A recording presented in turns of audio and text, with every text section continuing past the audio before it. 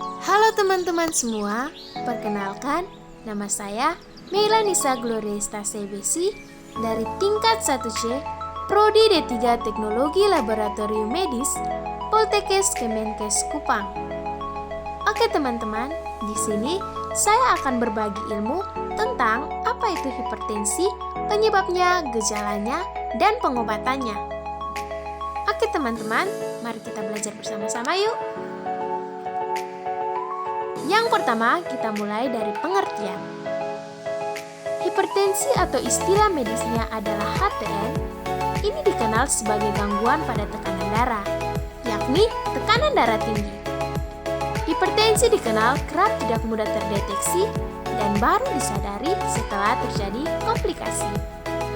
Seseorang bisa dikategorikan mengidap hipertensi bila tekanan darah mencapai sekitar 140/90 mm air raksa atau tekanan sistolik dan distolik secara berturut-turut. Selanjutnya kita belajar tentang penyebabnya. Apa saja penyebab dari hipertensi? Yang pertama, kebiasaan merokok sejak usia muda. Yang kedua, keturunan atau genetika. Yang ketiga, kegemukan atau obesitas. Yang keempat, konsumsi garam yang berlebihan. Yang kelima, kebiasaan mengonsumsi minuman beralkohol yang berlebihan. Yang keenam, usia bertambah dan kurang berolahraga. Dan yang ketujuh adalah tingkat stres yang tinggi. Hipertensi sendiri terbagi ke dalam hipertensi primer dan hipertensi sekunder. Hipertensi primer tidak diketahui penyebabnya dengan pasti. Sedangkan hipertensi sekunder dapat terjadi antara lain akibat penyakit ginjal, sleep apnea, dan kecanduan alkohol. Hipertensi memiliki istilah silent killer atau penyakit yang membunuh secara diam-diam. Berikutnya adalah gejala dari hipertensi. Dengan cara memahami gejala gangguan tekanan darah ini dengan baik, maka penanganannya pun akan lebih tepat pula. Lalu, seperti apa gejala awal hipertensi ketika menyerang? Berikut gejala hipertensi secara umum. Yang pertama, pandangan berkunang-kunang dan sering kabur. Yang kedua, jantung berdebar-debar. Yang ketiga, susah untuk berkonsentrasi. Yang keempat, sering buang air kecil. Yang kelima, cepat lelah. Yang keenam, vertigo atau sakit kepala sebelah hampir setiap hari. Dan yang terakhir, mudah marah atau sensitif. Yang berikutnya adalah diagnosis dari penyakit hipertensi. Dalam menegakkan diagnosis, dokter akan melakukan tanya jawab terkait riwayat penyakit pasien dan keluarga pasien. Dokter juga akan bertanya mengenai gaya hidup pasien seperti kebiasaan merokok dan mengonsumsi minuman beralkohol.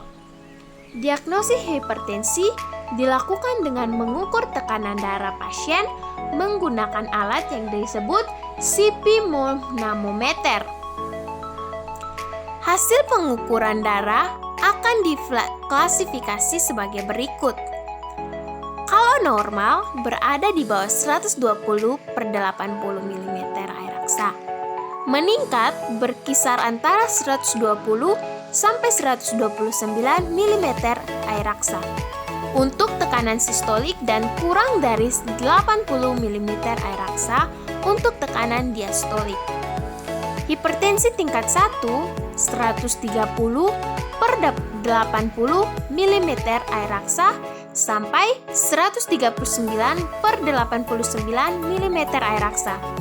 Dan hipertensi tingkat 2, 140/90 mm air raksa atau lebih tinggi. Pencegahannya yang pertama, membatasi konsumsi garam dan perbanyak makan sayuran. Yang kedua, rutin berolahraga seperti jalan cepat atau jogging. Yang ketiga, banyak konsumsi kentang dan buah pisang. Yang keempat, makanlah coklat. Dan yang terakhir adalah mengonsumsi suplemen.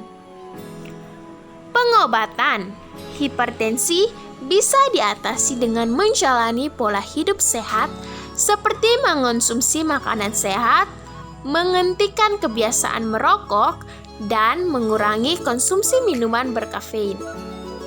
Namun, jika tekanan darah sudah cukup tinggi, pasien juga harus mengonsumsi obat penurun tekanan darah.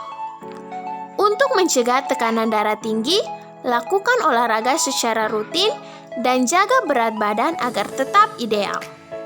Periksakan juga tekanan darah secara berkala ke dokter, terlebih jika Anda memiliki faktor yang dapat meningkatkan risiko hipertensi. Oke teman-teman, kata-kata dari saya, kenali hipertensi dan cegah dampak buruknya dengan pola hidup sehat. Oke teman-teman, sekian yang bisa saya bagikan kepada teman-teman semua. Semoga bermanfaat. Thank you. Terima kasih semuanya.